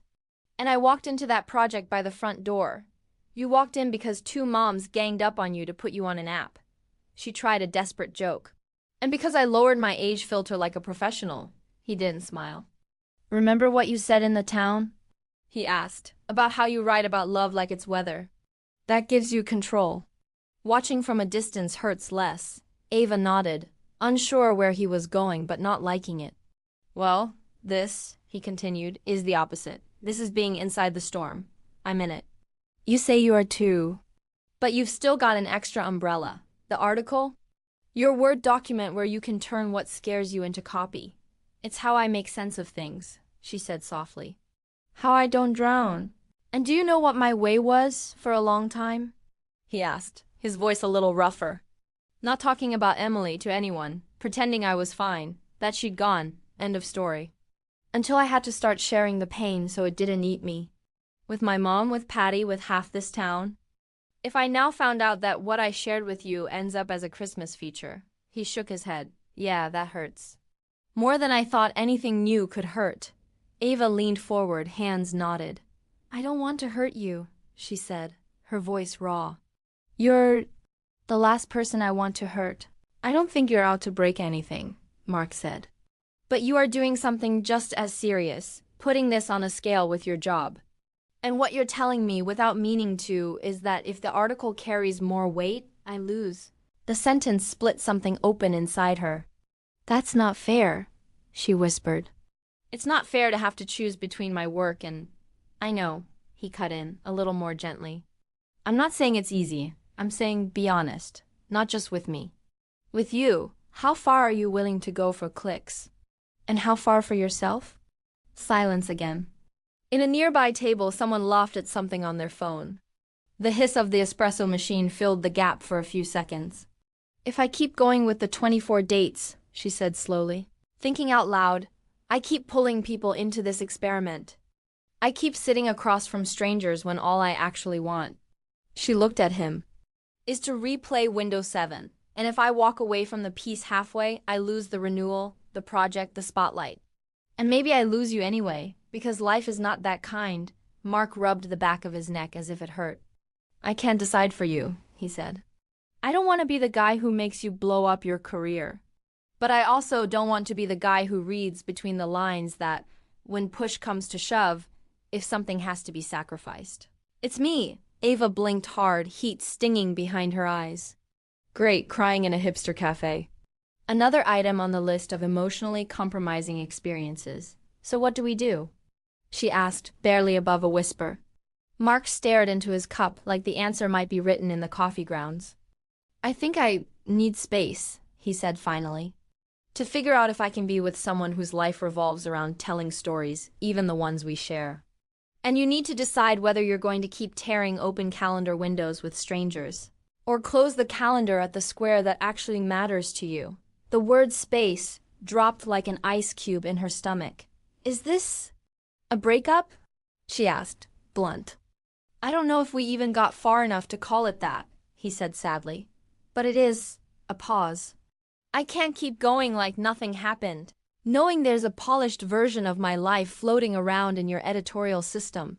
She wanted to say no, to ask him to stay, to insist they'd figure it out. She wanted to promise she'd drop the article, tell Dana to go to hell, move up to Snowbridge to bake bread. But in her head she saw her contract, her bills, Romeo, her mom saying, "See? You gave it all up for some guy." Like a chorus. She didn't know what to choose. So she chose nothing. Okay, she said, her voice splintering slightly. If you need space, I'll give it to you. I won't publish anything about you without deciding it with you first. I promise. And if, in the end, she swallowed. If in the end you decide you don't want anything to do with this, or with me, I'll accept it. Even if it sucks, Mark nodded, that calm sadness hurting more than any shouting could. Thank you for telling me, he said. You didn't have to. That counts for something. Ava left a bill beside her cup. I have to go, she murmured. Dana wants another meeting, and I have a date tonight. The words tasted like glass. Another one? He asked, wincing. Canceling at this point is almost an act of war professionally, she tried to joke. But I'll probably spend half the date talking to you in my head. They won't know. You will. Mark held her gaze for one last long second. Take care of yourself, Ava, he said. She nodded, put on her scarf and gloves, strapped her armor back on. Outside, the cold slapped her face. She walked without really seeing where she was going until her feet carried her, on autopilot, to her building. Romeo greeted her at the door with an offended meow. Don't start, I have nothing left, she said, dropping her bag. She peeled off her coat, collapsed onto the couch, and opened the laptop like she was opening a damage report. The document was waiting.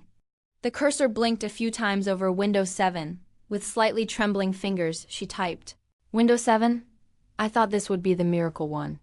Turns out it's the one where I have to choose. Between my work and the possibility of something I don't know how to name. Between collecting other people's stories or risking actually living my own. She stared at the sentence, tears finally spilling. Someday you're going to have to pick a side, Preston. And this time, whatever you choose, let it be for you. Not just because you're scared. She snapped the laptop shut. Her phone buzzed on the other end of the couch. An Evermatch notification. New match. Ready to open another window.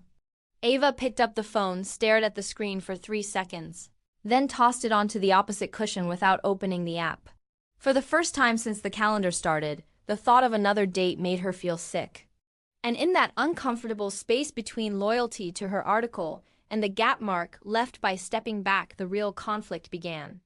The one no boss, no Word document, and no horoscope could solve for her. The days after her conversation with Mark were a strange mix of inertia and noise. Ava still went to the office, still opened the Word document, still showed up for dates. But everything felt like watching a movie with the volume dialed way down. Match 12 talked for half an hour about his crypto podcast. 13 asked her for her full birth chart to see if it's worth investing emotional time. 14 proudly confessed he'd already read some of her work and was there for the anecdote. Perfect. I've officially become a paid emotional escape room. In the article draft, the windows kept filling in, but each new line felt heavier. Window 8. Dinner with a man who claimed to hate Christmas, but wore reindeer socks. Window 9. An attempt at ice skating that ended in someone else's sprained ankle. Window 10. A meme exchange that was better than the date itself. All funny. All content, none important. Window 7 sat in the middle of the outline like a neon sign. I can tell you're weird, Dana said one morning, leaning in the doorway of her cubicle. Weird like I'm on the verge of an epiphany. Are you about to quit journalism to make artisanal candles? It's tempting, Ava said, not looking away from the screen.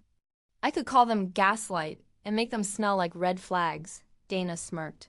How many dates are you on now? 14. You've got 10 days left. Dana clicked her tongue. I need structure, an arc. I can't sell marketing the story of a woman who went on a bunch of dates and got tired. Actually, I could, but the copy team would hate us. Ava inhaled deeply. That's what I've got, she said. Funny dates, sweet moments, weird ones.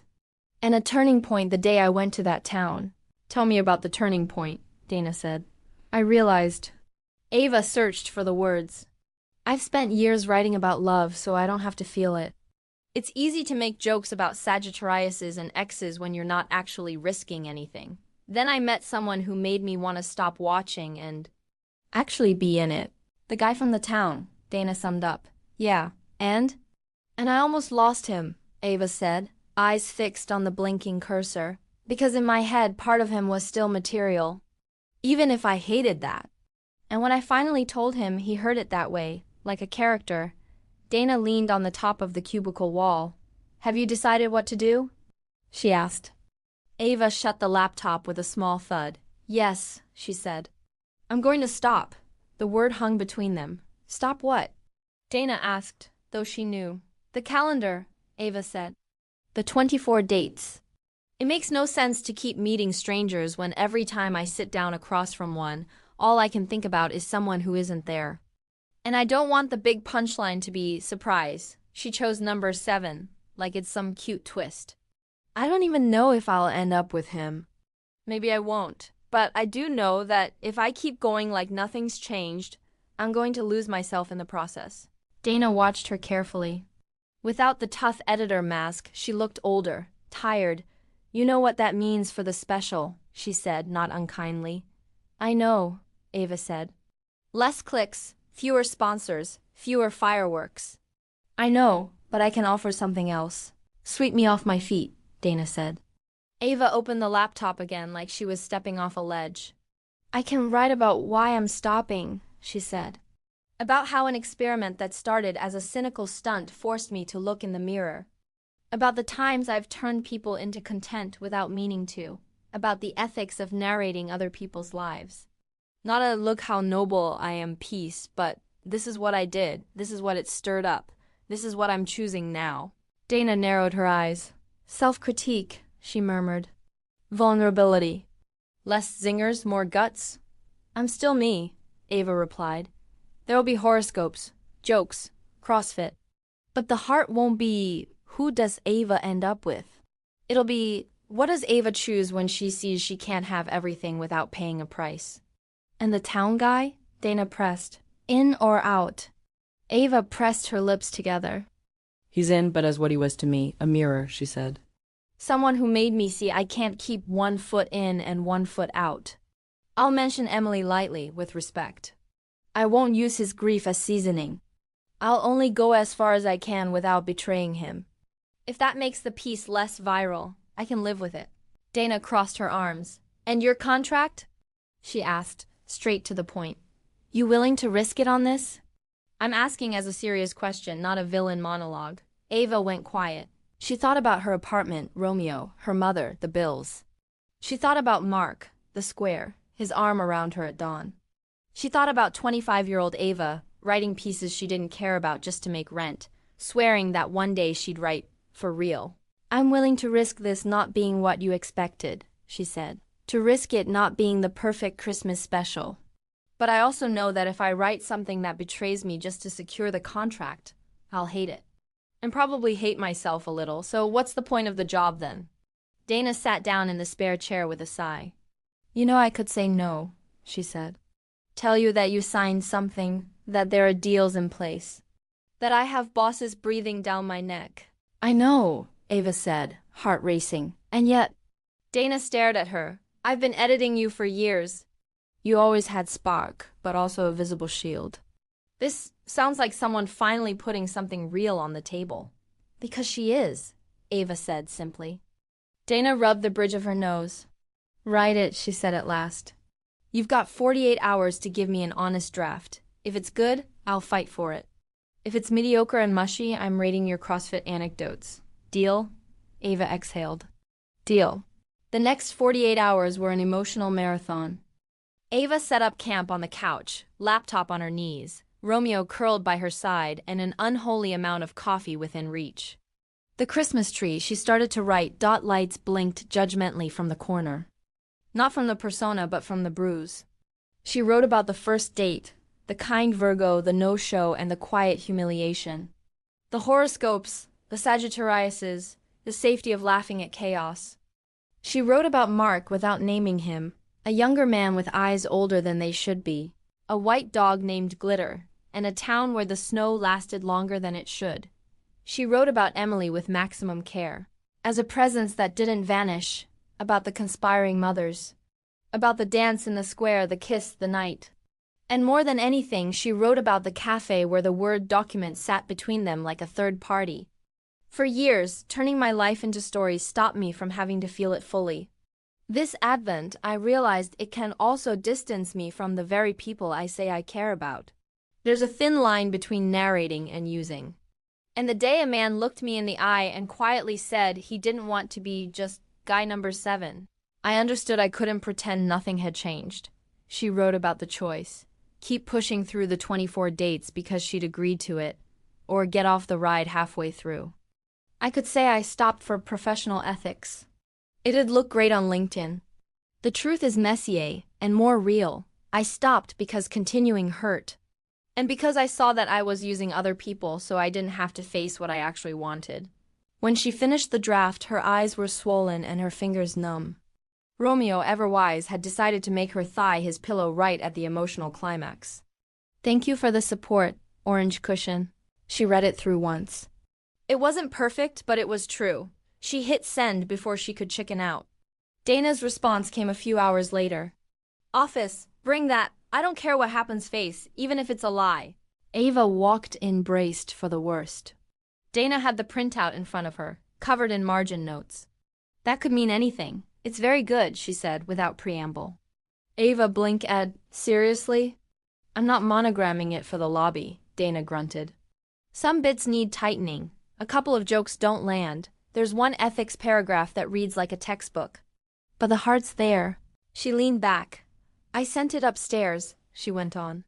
There were raised eyebrows, doubts. But someone also said, this reads like something people will keep, not just share. With all the noise out there, that counts. Ava felt something unclench in her chest. So we're going with it, Dana said. The special's tone changes, yes. It's no longer 24 dates all the way through. It's 14 dates and a choice. Not as neat. But more human, she paused. Your contract's not in danger over this, she added. I won't lie, you gave me a scare when you said you were stopping. But I'd rather have a journalist who cracks a little on the page than one who never risks anything. If you crack too much, I'll send you to the company therapist. Ava laughed, eyes stinging again. Thank you. Don't thank me yet, Dana said. The Davis goes live. You're going to get opinions from every angle. On the dates, on how you frame people, on the guy you don't name but everyone will fantasize about. Brace yourself. I know, Ava said. But for the first time, I feel like I can handle it. Dana gave her a look that was almost gentle. Does he know? She asked. Town guy? Not yet, Ava admitted. I promised I wouldn't publish anything about our part without him knowing. I want to send him the piece before it goes up. If he wants something changed, I'll change it, even if it's messy. Dana winced, but nodded. You've got 24 hours, she said. We close Saturday. Ava emailed the piece to Mark that same afternoon. She attached the file to a simple message after rewriting the body of the email 5 times. This is the text that will go up, unless you say otherwise. I don't use your name or the town's. If there's anything that hurts too much, anything that feels unfair, tell me and I'll change it. If you'd rather I cut our part entirely, I will. This isn't one of those, if you say no, I lose my job guilt traps. It's just the truth. I want to be able to look you in the eye and myself in the mirror the day it's published. She added at the end, if after reading it you still need space, I'll respect that. Even if it means never seeing you again. But I wanted you to know what I'm choosing to tell about you, and more importantly, what I'm choosing to tell about me. Send. The email flew off to some inbox in Snowbridge Falls. Hours went by. Nothing. Romeo got tired of watching her check her phone and knocked an ornament off the dismantled tree in protest. That doesn't help, but thanks, she muttered. She went to bed with a knot for a stomach. The reply arrived at 7:12 a.m., just as a weak winter sun started threading between buildings. Mark wrote, I've read it twice. Once as him, and once as just a reader. As him, it stings a bit to see certain memories lined up and polished. But I also see the care. You don't use Emily as plot. You don't turn me into a prize. As a reader. It's a damn good piece. Had to sit down on the edge of the bed. She kept reading. Don't change anything for me. If I start asking you to erase bits, I'll also be erasing what it cost you to write this. Just ask one thing. If people message you trying to imagine our happy ending, don't lie. Don't say we're together if we're not. Don't say it ended badly if we don't know that yet. Say you're in process. Because at least that's true. She laughed through fresh tears. Great. Crying and laughing at the same time. That's what a fully developed character does. She replied, thank you. For reading, for trusting me with this. And for not suing me for emotional distress. Later another email came from him.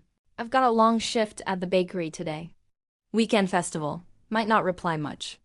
But there's something I want to say now before the piece goes live and everyone thinks they know Guy 7. I'm proud of you. Not because I'm in your article, but because you stopped when you realized you were going against yourself. Whatever happens or doesn't happen with us, I'm glad I met you inside the storm, and not just as a weather reporter.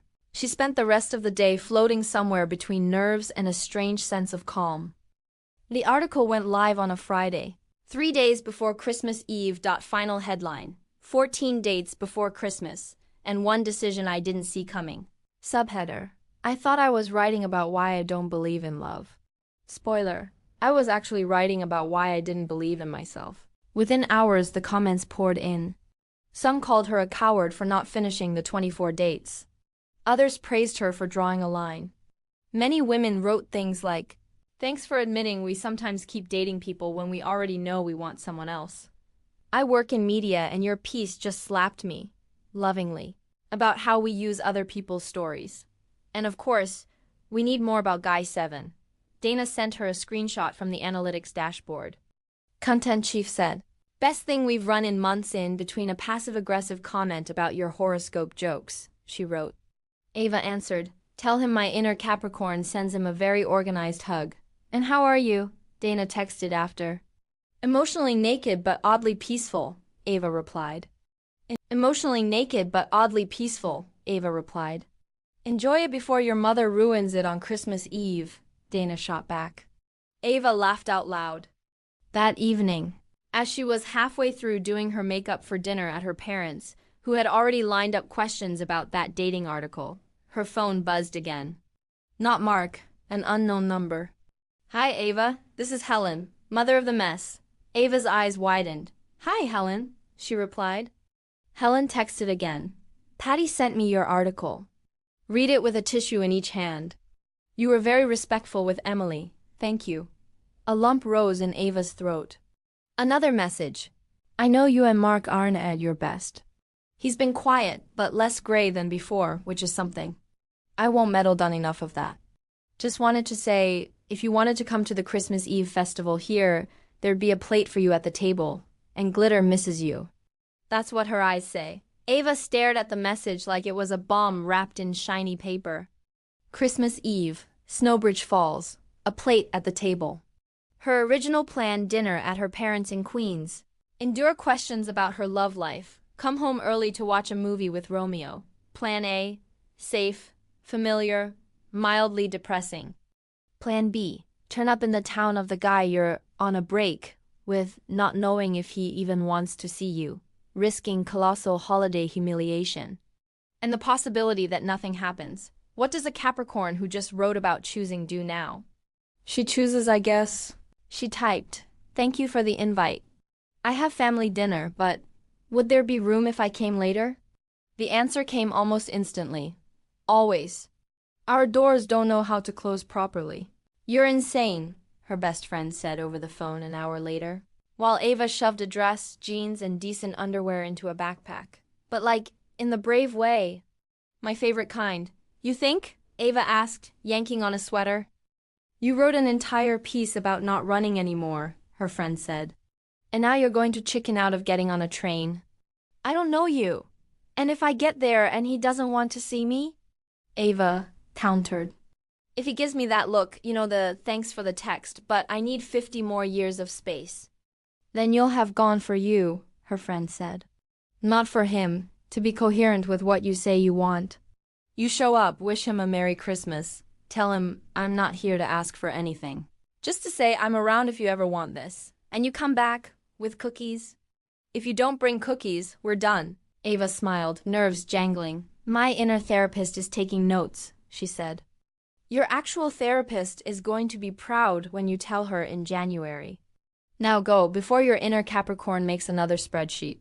Christmas Eve dinner at her parents' was a carousel of passive-aggressive comments. Praise for her article laced with "maybe now you'll find someone real," and a lot of seafood. She toasted, smiled, dodged questions, handed out presents. And when the clock in the living room struck almost 11, she stood up.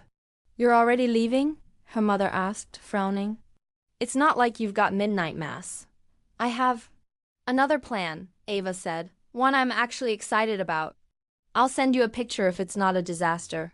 Her mother muttered something about this daughter of mine always going against the grain. Her father kissed her forehead. "Do what makes you happy, kid," he whispered. "And wear a coat." On the train to Snowbridge Falls, hat pulled low and heart pounding louder than the tracks, Ava thought about how much had changed in 3 weeks. She reached the town near 1 in the morning. The station was little more than a platform and a bench, but fresh snow and the glow from the square made it feel like it had been drawn just for her. She walked toward the center, following the faint, muffled music from some lingering speakers. The Snowbridge Falls Square was half packed up, some stalls closed, some still lit, tree on. A small cluster of people chatting, breath fogging the air. And in front of Hamilton & Co. Bakery, there was Mark, stacking crates inside, coat unbuttoned, hair a mess, like the first time. Glitter trotted nearby, patrolling. Ava stopped a few yards away, suddenly overwhelmed by the reality of what she'd done. "Last call, Preston. You can turn around, catch the train, claim you got the wrong station. No one has to know. Well, except you and the cat. He can smell cowardice." Glitter spotted her first. The little Pomeranian lifted her head, froze, then shot toward Ava, tail wagging like mad, letting out a high bark of recognition. "Hi, Glitter," Ava whispered, crouching to pet her. "Merry Christmas." Mark looked up at the bark. His eyes found her in the semi-dark, lit by the square lights. For a second, his expression was unreadable. Then he set the crate down and stepped out, closing the door with his foot. He walked toward her slowly. Every step landed like a drumbeat. "Hi," he said, when he was close enough. "Hi," Ava echoed, voice higher than she'd like. "Merry Christmas. Merry Christmas, Ava." They looked at each other. Glitter doing little circles around their feet like she'd choreographed this moment. "I didn't want to just crash your town like the ghost of articles past," Ava blurted. "Helen wrote me. She invited me, and I thought, if I'd learned anything this month, it's that I'm done picking the safest option every time. So I'm here not to demand anything, just to say that. I'm here." Mark watched her for another beat. "I read your piece on my lunch break," he said. "It was weird seeing it live. Seeing half the internet have opinions about Guy 7. "I'm sorry," she murmured. "No," he shook his head. "It's what was going to happen if you hit publish. I'm okay. Or working on it." She nodded, swallowing. "I didn't come to fix this with a grand gesture," she said. "Or to say, look at me, taking a train on Christmas Eve. I came because it was very easy to write that I'd stopped running." But if I'd gone home to watch Love Actually with Romeo, it would have been a lie. And I'm really tired of lying to myself. He tilted his, "What do you want?" he asked, gently. Ava took a breath, a tiny smile starting at the corner of his mouth. "I want the chance to see what happens if I stop turning everything into content the second it touches me," she said. "I want to keep getting to know you without thinking, oh, this would make a great paragraph. I want to be able to stand next to you in the bakery, or at Serendipity, or wherever, and have my first instinct be to feel it, not frame it. And if it doesn't work, I want it to hurt like something I lived, not like a failed piece." She lifted one shoulder. "And if that feels impossible or unfair to you, I'll get it. I haven't exactly given you reasons to trust me blindly." Mark watched her in that quiet way of his that always disarmed her. "When I read the article," he said finally, "I had two impulses. One, go to that cafe in the city and tell you how proud I was that you did good. Two, stay here with my cookies and my dog and let you be a beautiful December story." So I waited to see which would win. And, she whispered. "Neither did all the way," he admitted. "I'm still scared. That you'll start using my life to tidy up your head again. That one day you'll get tired and turn this into a neat lesson learned. But I also catch myself thinking about how you laughed in that flour-smudged apron. About how you danced in the square even though you hated the idea. About how you wrote a piece where, for the first time you chose you." He took a small step closer. "So here's my very unjournalistic proposal," he said. "We don't sign anything. We don't turn this into a project. No numbers, no objectives, no calendar, just day by day. If at any point you feel yourself watching from outside again, you tell me. If I feel crushed by the idea of being in your stories, I'll tell you. And in the meantime, we see where this goes." Ava's heart lit up like a sparkler. "See where this goes?" she repeated, a little dazed. "See where this goes," he confirmed. "Even though I'm almost 39, a controlling Capricorn, and talk about horoscopes way too much, even," he smiled. "Maybe a little because of that." She let out a shaky laugh, tears pricking again. "Just so you know, Romeo will want clauses in place," she said. "Feline protection. Glitter will negotiate on his behalf," Mark replied. "She's great at snack deals." Ava took one step forward, closing the last of the distance. "I don't know how this is going to turn out," she said. "But I do know that if I don't try, I'm going to give myself grief every Christmas when I see fairy lights." "I don't know either," he said.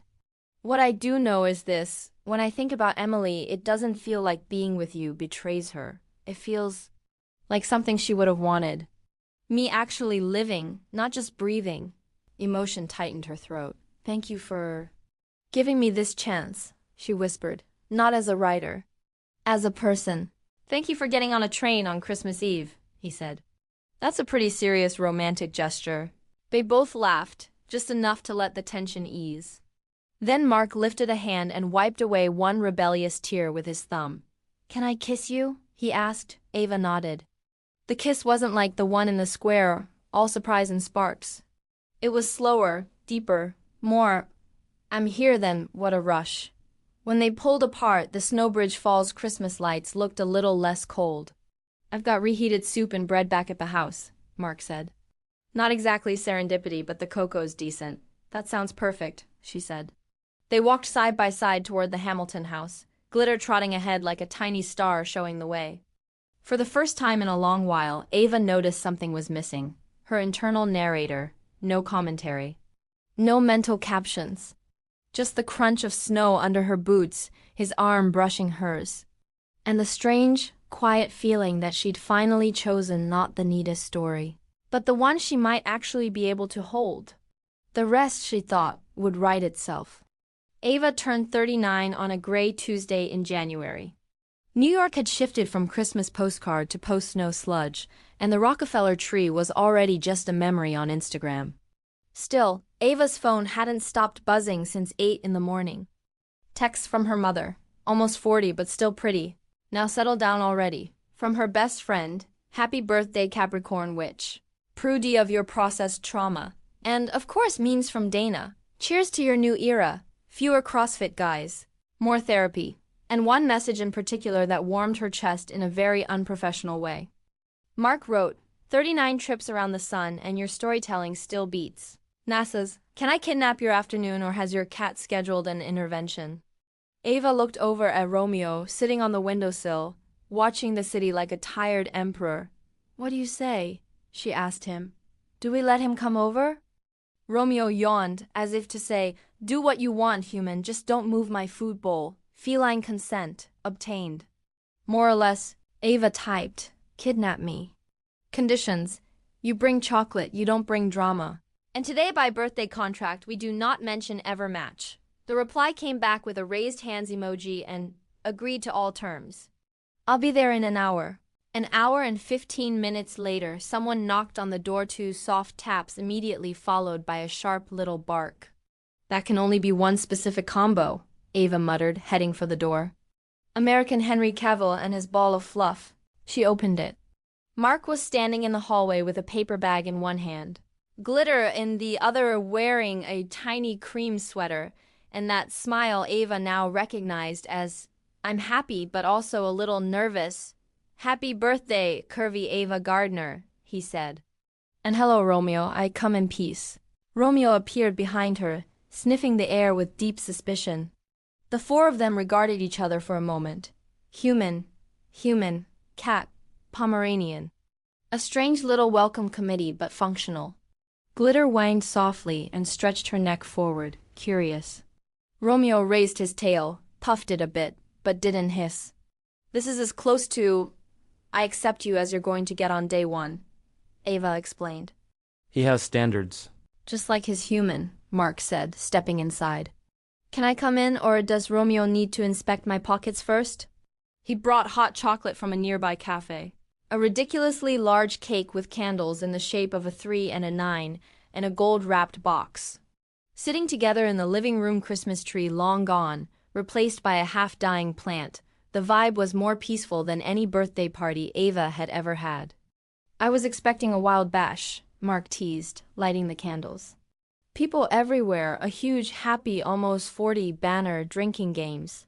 That was when I turned 25, Ava said. Now my ideal celebration has fewer humans and more carbs. You've matured, Preston. Or you're just tired. Probably both. Make a wish, Mark said. Ava stared at the candles. She could have wished for basic things. Health, work, a miraculous rent drop. She could have wished for, let this work out, but her inner Capricorn squirmed. This time she didn't want to dump all responsibility on the universe. She thought about the last few weeks. The article, the Christmas Eve train, the kiss under the town tree, the long phone calls, the comfortable silences, and the uncomfortable ones too. And she wished for something else. I wish I keep the courage to choose myself, even when choosing you is part of that. I wish I don't go back to hiding every feeling behind a joke. At least not all the time. She blew. The candles went out in one soft breath. Are you going to tell me, or is it classified Capricorn info? Mark asked. Classified, she said. If I say it out loud, it doesn't come true. Very scientific. All right, he smiled. I'll submit a request in writing in 3 months. They ate cake straight from the box, no plates, while Glitter and Romeo sniffed each other from a cautious distance with full United Nations diplomacy. My mom asked about you, Ava said, wiping frosting from the corner of her mouth. So did mine about you, Mark replied. And Patty already has us on her list of potential permanent Winter Festival volunteers. So, slavery with twinkle lights, Ava translated. And cinnamon rolls, he added. Not all suffering. Ava watched him for a moment, now without the heavy layer of December uncertainty. Since Christmas Eve, they'd gone slowly, like they'd agreed. Messages almost every day, long calls some nights, alternating visits. Him to New York, her to Snowbridge Falls on some weekends. No drama. Still fear, sure, but shared. Have you had many birthdays like this? Mark asked suddenly. I mean, quiet ones. With your cat judging you, one guy bringing cake, zero drama. Define many, Ava said. One year I ended up crying in a bar bathroom because my Sagittarius ex got drunk and hit on the waitress in front of me. Another year I worked till 11 and ate ramen alone while reading Dana's edits. She shrugged. This She glanced at the cake at Romeo, at Glitter snoring lightly at Mark. This is new. In the good way, he nodded, eyes still on her. I'm glad I get to see it, he said. Even if Romeo still doubts my intentions, from the couch. The cat gave a soft, skeptical meow as if to confirm the statement. Later, with empty mugs on the coffee table and the sugar crash already kicking in, they sprawled together on the couch. Mark sideways, Ava with her feet in his lap, Romeo curled along the back, Glitter on the rug surrounded by her toys. The TV mumbled a rerun of a rom-com nobody was really watching. You know what's the weirdest part of all this? Ava asked. That your cat hasn't tried to assassinate me yet. Mark offered. That's a close second. The weirdest part is that, for the first time, it feels like my life doesn't depend on how I write about what's happening. The article is out, the catharsis has been done. If the internet goes dark tomorrow, she looked at him. This still feels real. It's called reality, Mark said. Welcome. Very rude, by the way, she replied. Way fewer filters than Instagram. He chuckled and absent-mindedly brushed her ankle through her tights. The simple, everyday touch sent a deeper shiver through her than many previous kisses had. It's similar for me, he said. For a long time my life was split into before Emily and after the accident. Everything I did went through her. Like any happiness needed permission from her memory. Telling you about us in the town was weird, but necessary. And now, he shrugged. Now there's this other axis. She's not gone. She never will be. But now there's this during with you, and it feels less like betrayal and more like the next right thing. Ava sat with that for a moment. If you say one more thing like that, I'm contractually obliged to give you a permanent column, she warned. Please don't, he laughed. Being Windows 7 was more than enough, she smirked. Technically, you're more of an epilogue, she said. Windows 7 was the moment I realized I had to choose. You're what I'm choosing now. After the calendar's already off the wall. Oh, okay, that sounded way cornier out loud than it did in my head. Strike that from the transcript. Mark didn't laugh at her. He didn't flinch. He smiled slowly, the kind of smile that begins at the mouth and finishes properly in the eyes. I'd rather be an epilogue than a twist, he said. Epilogues usually have fireplaces, pets, and fewer totally broken people. Or broken people, but glued back together with halfway decent glue, Ava countered. The silence that followed wasn't awkward. It was like another blanket. They stayed like that for a while, until Ava's phone buzzed on the table. She reached out and checked the screen. Dana, she reported. She wants to know if I'll do a Valentine's Day special. Mark raised his eyebrows. And she literally texted, people want to know what's up with the 14 dates girl. You could do a follow-up. Ava paused. And for the first time, I wrote back, no, at least not about my life. Tell Paula to do something on shotgun weddings, she'll love it. And Dana sent me a clapping sticker. Mark grinned, proud. Look at you, he said. Saying no to things by default now, reformed Capricorn. She nodded. I reserve the right to keep some things just mine. This, she motioned between them. This isn't going to be a series. At most, a cameo if I ever write fiction. Fiction? He asked. After all this? Yes, fiction, she said. Where young, hot guys who bake cookies and respect consent aren't completely unrealistic. Extremely realistic, Mark said. I personally know at least one. They leaned toward each other at the same time, like they'd rehearsed it. The kiss was soft, familiar, with a smile tucked into it. No first-time urgency. No last-time panic. Just continuity. Romeo cracked one eye open, evaluated the situation, and went back to sleep. Glitter gave a small contented sigh from her corner. A couple of hours later, the living room was dim. The TV was off. Outside, the city glowed with car headlights and billboards that, for once, Ava didn't care about. Mark had fallen asleep slumped against the back of the couch, head tilted. Ava was half lying on him, cheek to his chest, listening to the steady rhythm of his breathing. Romeo had claimed the space at their feet. Glitter was curled up on a blanket. This is it, she thought. This is the season finale. No fireworks. No movie trailer proposal. No impossible promises. Just this. 2 tired people, 1 cat, 1 Pomeranian. And the feeling that for once I'm not running. A notification from the Evermatch app floated up in her memory. The one she'd deleted weeks ago? Want to open a new window? No, she thought, closing her eyes. I don't need more windows. I've got the one that matters. People would keep writing asking about Guy 7. Her mother would keep asking, what are you two exactly? But she knew. The world would probably keep demanding lists and challenges and 30 dates in 30 days, romantic experiments designed to go viral. They weren't a headline. They weren't an experiment. They weren't evidence in a dissertation. They were two people who had chosen to stick around a bit longer, fear and all. Who had chosen to tell the truth when it was easier to stay quiet. Who had chosen, above everything, not to use each other. For Ava, that was the closest thing to a Christmas miracle she'd ever had. Happy birthday, Mark murmured, half asleep, without opening his eyes, like he'd felt her thoughts turn. Ava smiled against his chest. Happy? Whatever this is that we're starting, she whispered back. No soundtrack swelled. No perfect snow drifted past the window. No camera pulled back. Just the distant sound of a car on wet asphalt, Romeo's steady purr, Glitter's soft breathing, and the beat of a heart hers that finally seemed to have learned something basic. You don't need to open 24 little doors to find something worthwhile. Sometimes, if you choose the right one is enough. If you like this story, subscribe to the channel and go watch the video.